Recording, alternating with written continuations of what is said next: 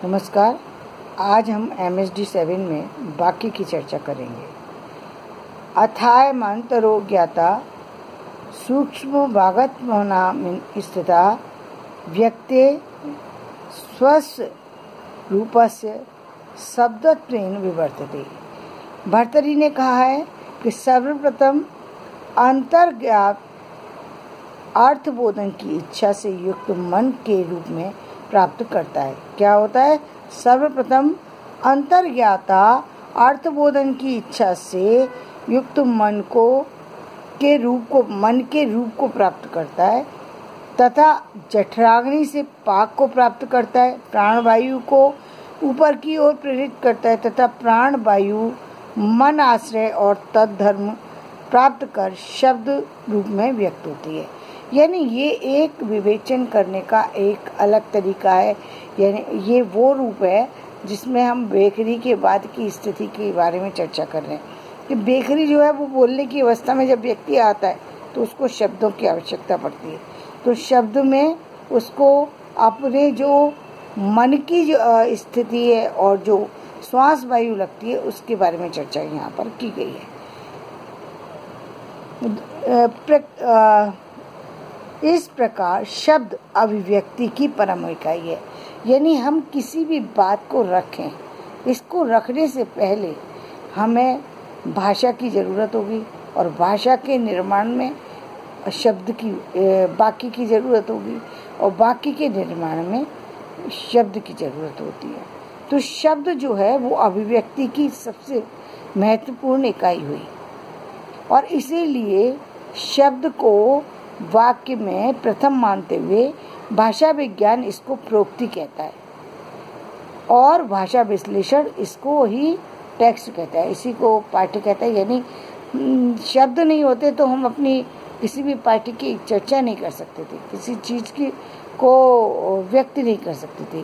तो शब्द वाक्य की महत्वपूर्ण इकाई है। और कैसा शब्द वाक्य की महत्वपूर्ण इकाई है कि जो शब्द आकांक्षा योग्यता सन्निधिश्च वाक्यार्थ ज्ञान हेतु पद समूह वाक्य पद समूह है।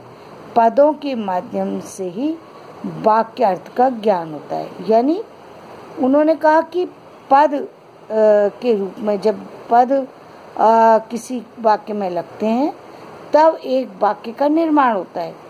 और पद कौन से होते हैं? सुबंत और तिगंत, दो पद होते हैं। एक सुबंत पद जो है वो जो है वो कारक के साथ कार्य करता है और तिगंत जो है वो धातु के साथ कार्य करता है और प्रक्रिया किस समय हो रही है इसका बोधन कराता है।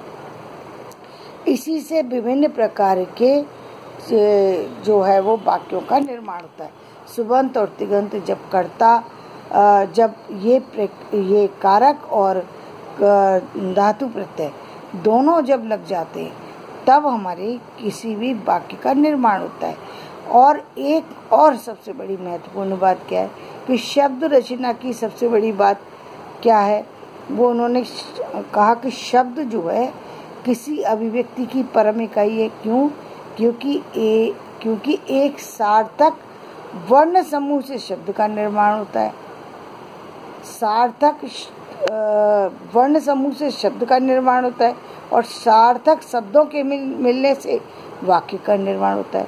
यदि सार्थक शब्द एक दूसरे से जुड़े ना हो तो वाक्य नहीं बन सकते और वाक्य यदि बनेगा नहीं तो भाषा का निर्माण नहीं होगा, किसी भी बात की अभिव्यक्ति नहीं की जा सकती। तो किसी भी बात की अभिव्यक्ति का यदि कोई साधन यदि कोई है तो वो क्या है?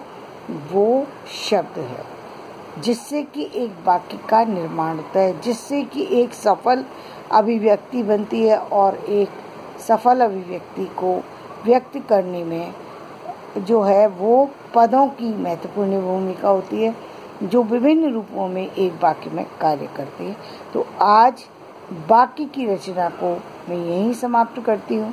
यदि मेरा ये वीडियो पसंद आए तो इसे लाइक करें, शेयर करें और सब्सक्राइब करें। धन्यवाद।